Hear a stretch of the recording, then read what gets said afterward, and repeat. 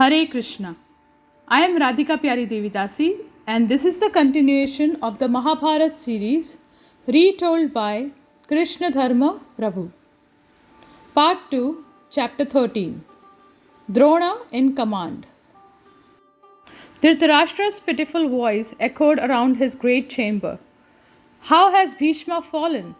He who had arrows for teeth, a bow for a mouth, a sword for a tongue, that chastiser of foes who spread terror and destruction among the enemy ranks as the sun destroys darkness, who was as invincible in battle as the mighty Indra, who could keep death itself under his control, how has he fallen? How did Shikhandi and Arjuna bring about his end? The king was inconsolable. Sanjaya was himself grieving, and he sat at Dhritarashtra's feet with his head bowed. Crying, the blind monarch continued. After destroying the enemy troops for 10 days, achieving the most difficult feats, he has now set like the sun. As a result of my evil counsels, that scion of Bharata scattered an inexhaustible shower of arrows as Indra showers rain, killing in battle hundreds of thousands of warriors. He now lies on the bare ground like a great tree uprooted by the wind. How could he, whom even Parshuram could not master, that Atiratha of boundless power, have been overcome in battle? O Sanjaya, surely nothing is wonderful in this world when I hear that Bhishma is fallen. The king asked Sanjaya to describe in detail how Bhishma had been brought down. Sanjaya had only told him the news of Bhishma's defeat and not the details of how it had come about. Dhritarashtra listened in horror as Sanjaya related the events leading up to Bhishma's fall. Tears sprang from Sanjaya's eyes as he envisioned the scene again. When Sanjaya finished his description, Dhritarashtra again lamented. Surely my heart is made of stone, since it does not shatter upon hearing this news. Truth, intelligence, and political wisdom existed immeasurably in the illustrious Bhishma. Who could have defeated him? Surely my sons are crying in grief now that he is gone, like men desiring to cross the ocean, but who see their boat sunk, they must be plunged in woe. Our army must be like a panic-stricken herd of cattle deprived of its herdsmen. When we have caused the death of our powerful father, the foremost of virtuous men, what use are our lives? Dhritarashtra sat in silence in the darkened chamber. His personal servants stood nearby, their chamaras hanging limply by their sides. The soft strains of mournful music could be heard, along with the Brahmins' continuous chanting of Vedic prayers in the palace temple. After some minutes, the king asked Sanjaya to repeat the details of the battle. I desire to know of all the particulars of Bhishma's final day, who fought by his side and who at his rear. What did my sons do to protect that hero? What other fights took place as Bhishma faced the Pandavas? Without knowing every last detail, I will not be able to rest, Sanjaya. Sanjaya described everything again. Dhritarashtra listened with rapt attention. When Sanjaya finished, it was almost morning. The king had no desire to go to his bed. He said, Clearly we cannot avoid that by any means. All-powerful time ultimately consumes all in this world. O Sanjaya, please tell me what my sons did after Bhishma's fall. Who did they select as their commander? How did they find the strength to continue? As the sunrise approached, Sanjaya told the king what had happened at the end of the 10th day. Then both men left to perform their ablutions. Dhritarashtra being led away by his servants to his bath chamber.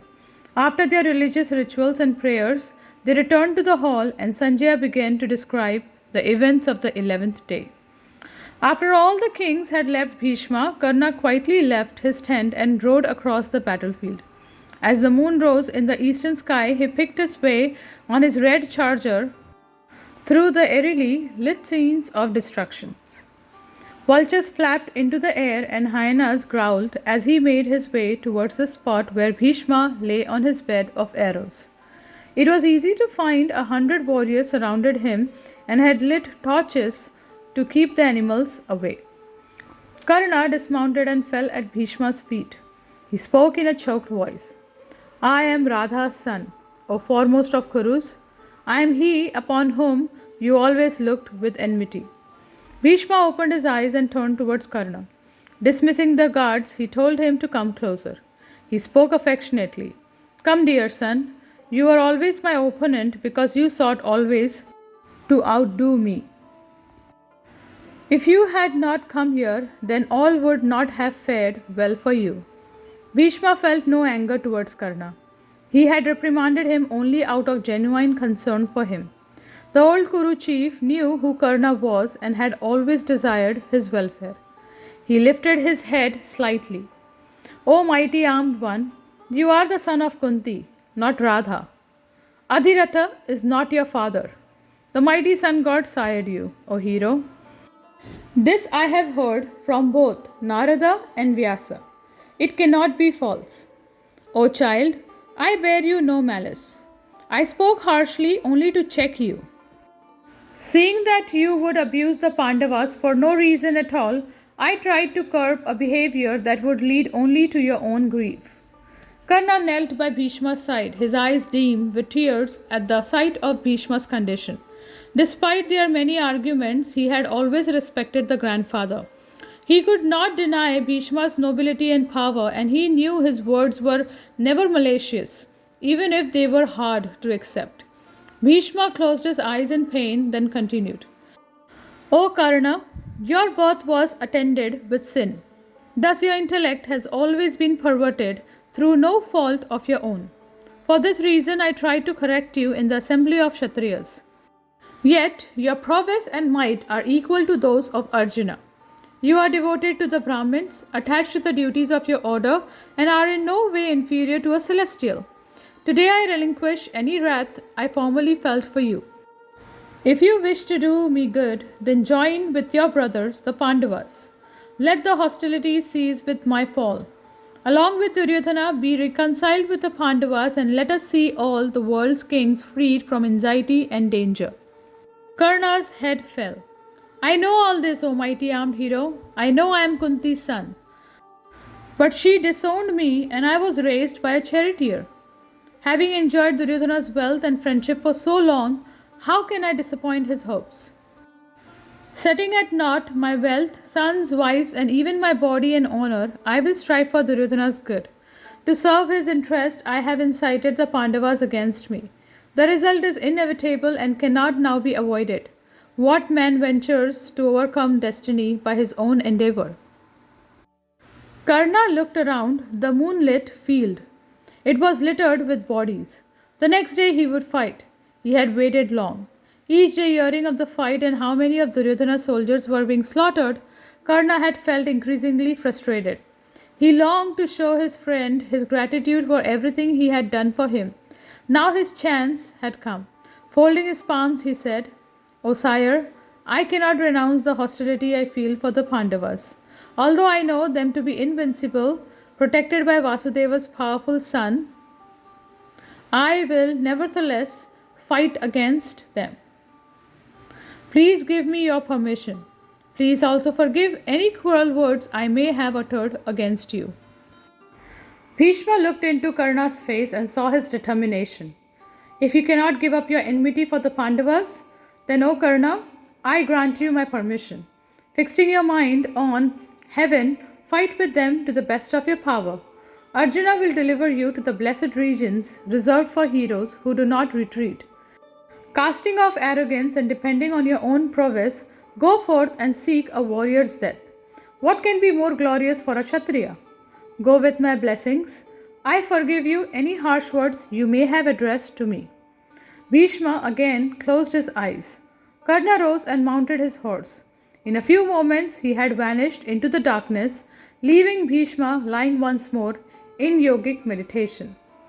Immediately after sunrise on the 11th day, both the Pandavas and the Kauravas went to see Bhishma.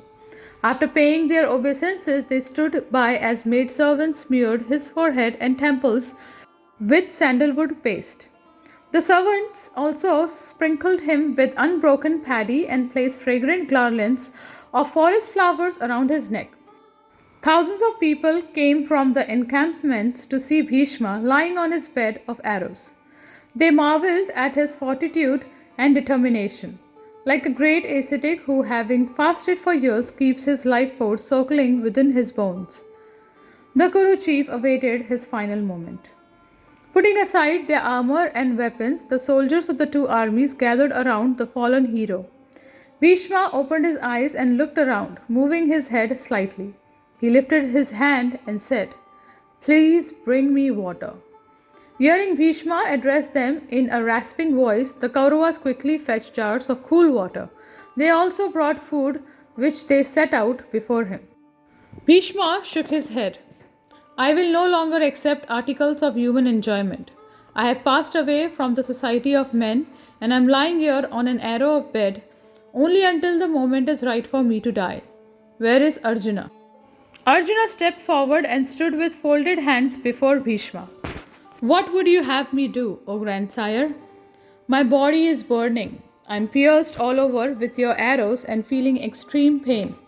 My mouth is dry and I desire to drink water which only you can supply." Taking the Gandiva from his shoulder, Arjuna said, "Yes, I will bring you water."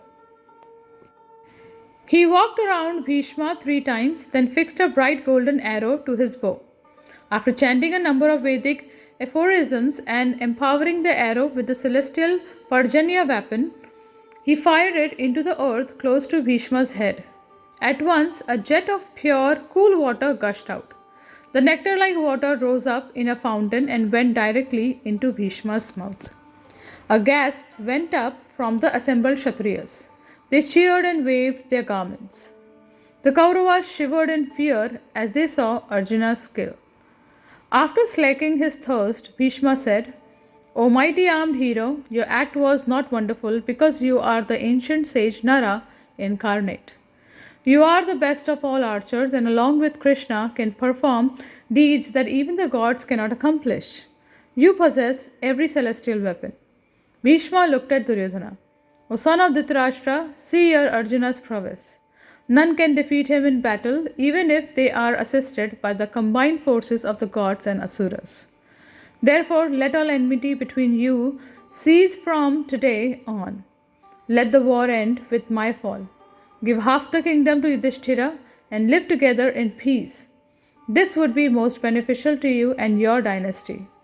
If through perverted understanding you do not heed my advice, you will soon regret your folly."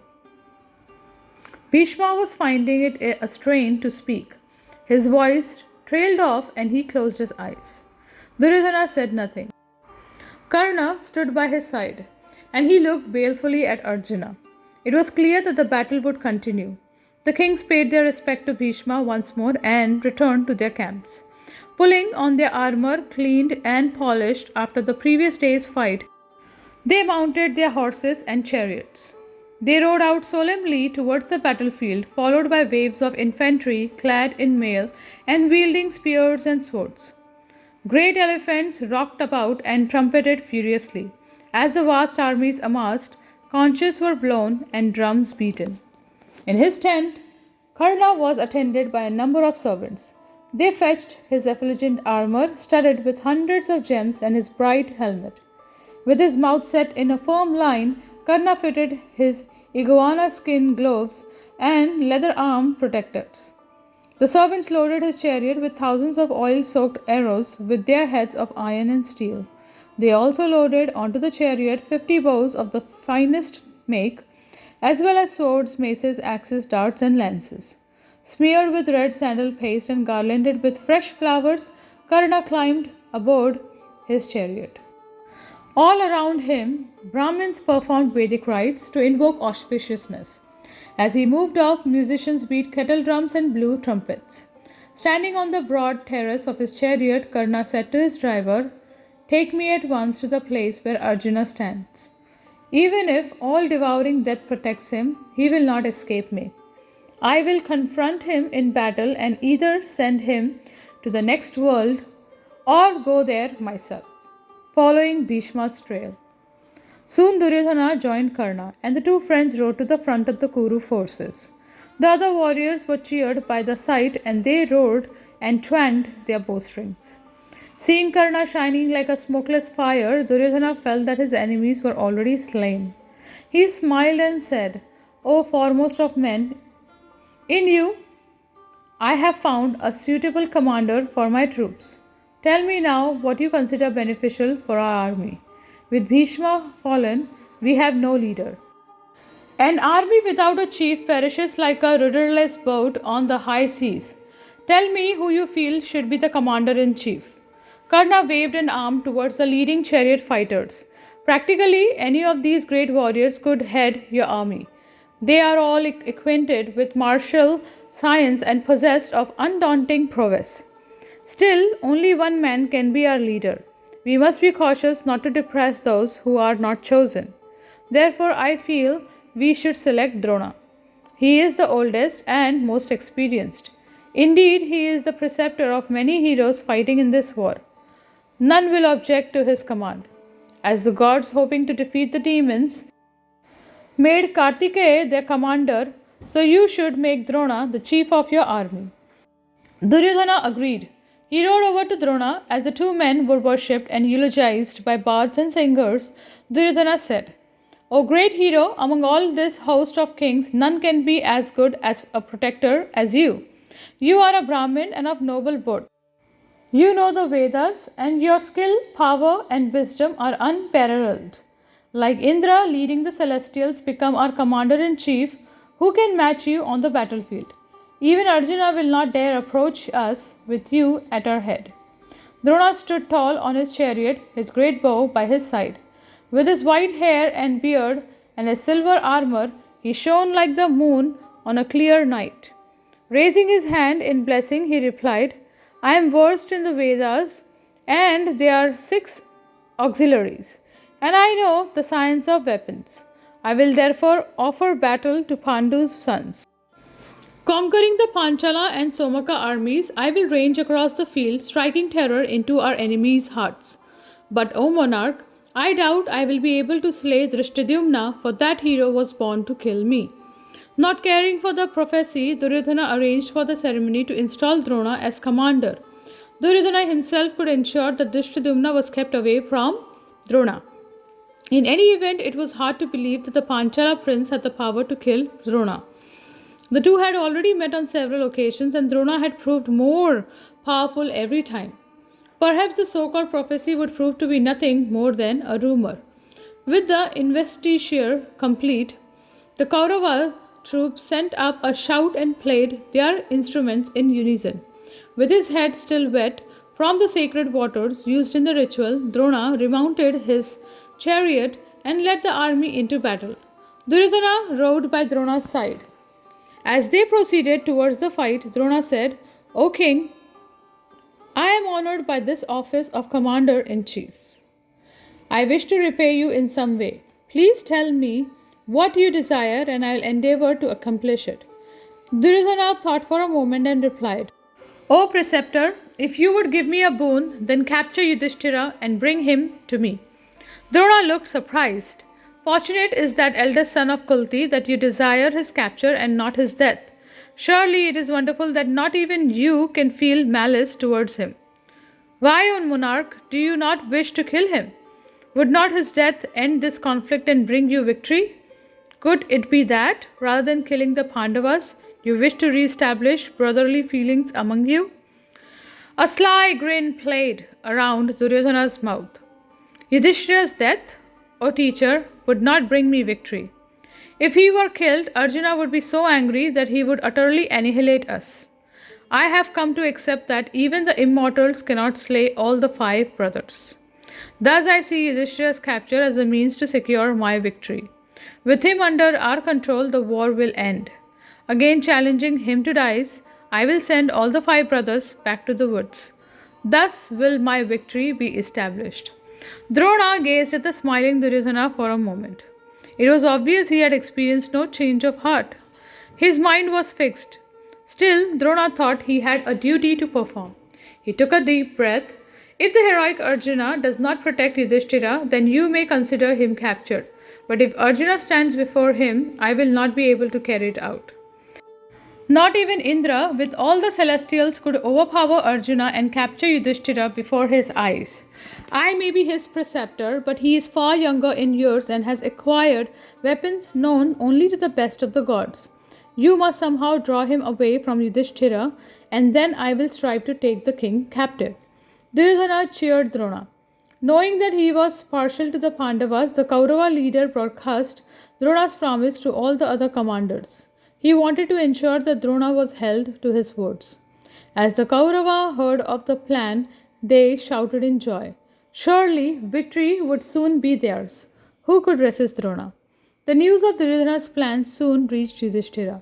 He called Arjuna to his side and said, O foremost of men, you must now ensure that you are never far from me in this fight. Drona will be looking for his chance. The moment you are gone, he will charge towards me like a lion seeking its prey. Arjuna stood before his elder brother, clad from head to toe in his impenetrable armor. Lifting his Gandiva bow, he replied, I will not abandon you, O leader of men. Although I could never stand to see Drona killed, I will not allow him to take you captive as long as I live.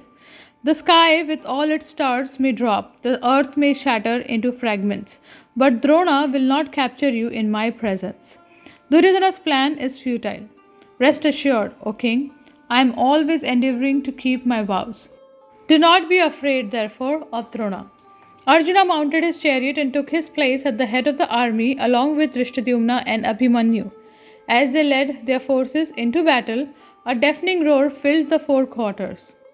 Surrounded by his other brothers, Yudhishthira followed close behind Arjuna, with the huge Panchala forces following him. Thus ends the 13th chapter of the Mahabharata series, Part 2, Drona in Command. Thank you very much. Hare Krishna.